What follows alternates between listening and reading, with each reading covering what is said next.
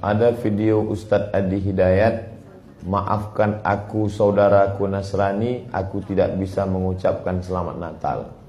Karena orang yang mengucapkan selamat Natal, maka dia sudah mengakui tiga. Yang pertama, mengakui bahwa Isa anak Tuhan. Yang kedua, mengakui bahwa Isa lahir 25 Desember. Yang ketiga, mengakui bahwa Isa mati di palang salib. Ketiga-tiga ini dibantah oleh Al-Quran. Bahwa Isa anak Tuhan dibantah. Laqad kafaral ladzina qalu innallaha salisu salasah. Kafirlah orang yang mengatakan Isa Trinitas dan anak Tuhan. Tentang Nabi Isa lahir tanggal 25 Desember dibantah. Ketika Maryam memegang Isa, tidak ada makanan karena terlahir di tepian kota. Allah memerintahkan menggoncang pangkal batang pohon korma. Tusakit alaiki rutaban jania, gugur buah korma yang mengkal. Buah korma mengkal ada pada musim panas bulan Juli Agustus.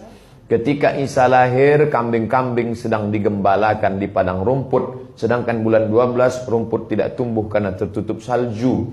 Maka 25 Desember bukan hari kelahiran Isa, tapi hari raya merayakan Dewa Mitra, Dewa Matahari, yang diambil oleh Kaisar Konstantin dari Konstantinopel. Lalu kemudian tentang Isa mati di palang salib dibantah Al-Quran. Wa ma qataluhu, mereka tidak membunuhnya. Wa ma salabuhu, mereka tidak menyalibnya. Walakin syubbihalahum, ada orang lain yang diserupakan wajahnya dengan Isa. Dialah Yudas Iskariot, murid Isa yang menjual imannya dengan beberapa keping uang emas. Saya punya kawan Kristen Masehi, tapi dalam masalah hubungan baik, masalah ngasih makanan, masalah beri pakaian, oke. Tapi kalau sudah terkait dengan akidah, wala ana abidu ma'abadtum wala antum abiduna ma'abud lakum dinukum waliyadin. Tentang masalah tahun baru, apakah 1 Januari itu bersih, tidak ada hubung kait dengan agama? Maka tidak benar. 1 Januari 2018 Masehi, seolah-olah Masehi terkait dengan Al-Masih Isa alaihissalam. Itu kalender dibuat oleh Kaisar Julian dari Romawi kuno. Kaisar Julian membuat kalender, maka dibuat nama dia Kaisar Julian, maka disebut Julian kalender. Lalu kemudian Julian kalender dibawa ke Vatikan, dirobah oleh Kaisar Raja Pendeta Paus Vatikan bernama Paus Gregorius. Maka sampai sekarang disebut dia dengan Gregorian kalender.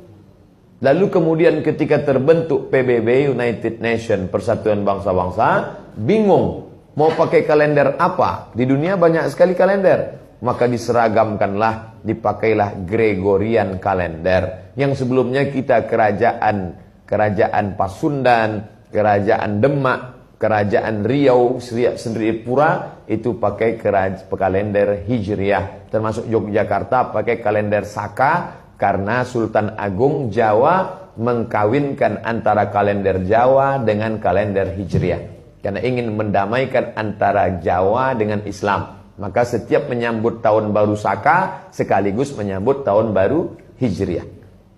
Kalender Masehi muncul belakangan, tidak tepat penisbatannya kepada Al-Masih karena Isa tidak tahu menahu tentang itu. Itu murni diambil oleh Kaisar Gregorius yang diambilnya ke Vatikan menjadi Gregorian kalender. Jadi kita menyatakan tahun baru, betul tahun baru, tapi tahun baru Romawi. Tahun baru Romawi, jangan kaitkan kepada Isa alaihissalam. Dia masih terkait. Adapun tahun baru Jepang tak ada terkait dengan akidah. Nah ini tahun kalender yang baru.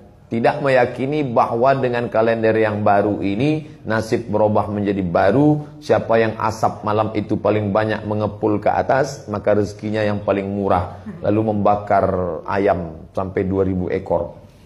Nah, oleh sebab itu saya anjurkan anak-anak muda, remaja-remaja masjid, tanggal 31 malam tanggal 1 setiap masjid semuanya buat kajian, iktikaf, zikir, muhasabah supaya jangan keluyuran ke sana kemari. Hanya 2 saja. Anak-anak muda pergi ke masjid mulai jam 10, jam 11, jam 12, jam 1, jam 2 atau habis isya tidur. Saya nggak bisa tidur Pak Ustadz. Biasa malam kalau nggak bisa tidur, habis isya makan Antimo 2. Nguap tidur langsung. Itu saja.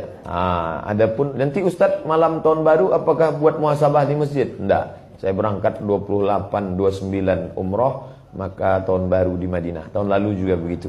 Tapi tahun sebelumnya dibuat acara muhasabah. Wallahu a'lam.